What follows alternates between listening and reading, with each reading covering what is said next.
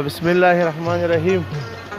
ننګرهار ولایت د هسکې مېنې د کاخیلو سیمو ته راغلي وو چې دا سیمه ډېره زیاته مشهوره ده او په دې سیمه کې ډېر زیات خلک دلته راځي د دې آب و هوا او د دې د طبیعي منظرو او ښکلاګانو نه فایده پورته کوي. دلته موږ راغلي وو د کاخیلو بازار ته. د کاخیلو په بازار کې چې دي ځلوبۍ ډېرې مشهورې دي. دا کاکا وګورئ دلته د ځلوبو کاروبار کوي. ځلوبۍ څومره مشهورې دي، دا څومره خوږې دي. او د دې نه به پوښتنه موږ کوو چې دلته دا خلک راځي د دې وجه څه ده؟ ستا د لاس کمال دی که څه بله خبره ده؟ په خیر راغلې.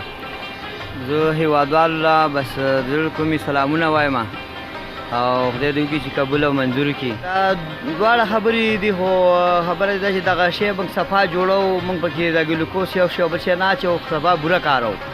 نو او د دغه کوهي اوبه چې ډېر ډېر ښایسته اوبه دي، د دې هوا ښایسته ده، منظرې لري. نو بس په دغې باندې خلک ډېر راځي. دا ځلوبۍ خلک ډېر خوري او ډېر مشهورې دي.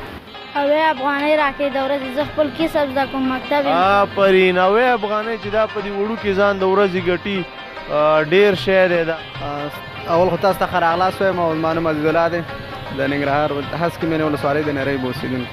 راغلی خو چکر ته یم او ملګری را روان دی، هغې ته انتظار یم چې هغه راشي او دې ځایه خو ډېر ښه چکر دی او بل ځلوبۍ دی دلته چای دی او موږ هم دې لپاره راغلي یو. لکه دې ستاسو ولسوالۍ ته خلک ډېر راځي، د دې وجه څه ده؟ ولسوالۍ ته خو زمونږ یو خو دا غریزه ساحه ده، اطرافي او ډېره ښایسته ده. نو دې دپاره د چکر دپاره نو خلک خوښوي یې دا دی. او بل دا راکاخیلو ځلوبۍ دا ډېرې مشهورې دي. بس د بېروزګاره خلکو ته خو مې دا پیغام دی چې د ځوانانو ته که نه باید چې دا ټول کار روزګارو کې مکتب او د مکتب سره څنګ کې بیا کورسونه او د هغې سره څنګ کې بیا دا هم نه کېږي نو بیا خپل امنیتي ځواکونو ته لاړ شي، دا بهترینه خبره ده. نه مطالعه هم کوم او زه ټیکسي واني هم کوم، نو هغه ژوند روزګار هم روان دی او هغه مطالعه هم کوم.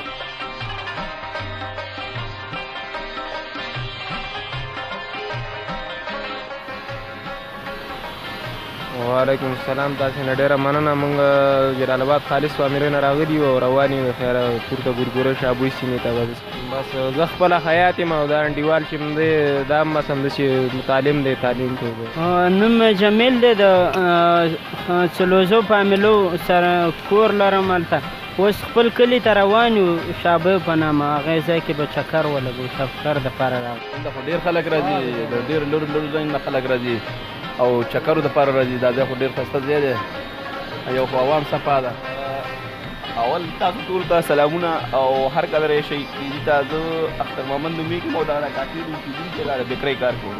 دلته مختلفو ساحو نه خلک راځي، کامې نه، بیسودو نه، خوږیاڼو نه وغیره. د ښار نه ډېر خلک راځي، ښار ډېر زیات خلک راځي. دغه ساحه بالکل لږه یخ هم ده او چکر ته جوړه ده او د لرو لرو ځمکو نه خلک راځي دلته چکر دپاره. دا پورته ساحې دي، ګورګورۍ اوس نسبت دلته امن دی، فضا ده، هوا جوړه ده، نو خلک ډېر راځي دې خوا ته.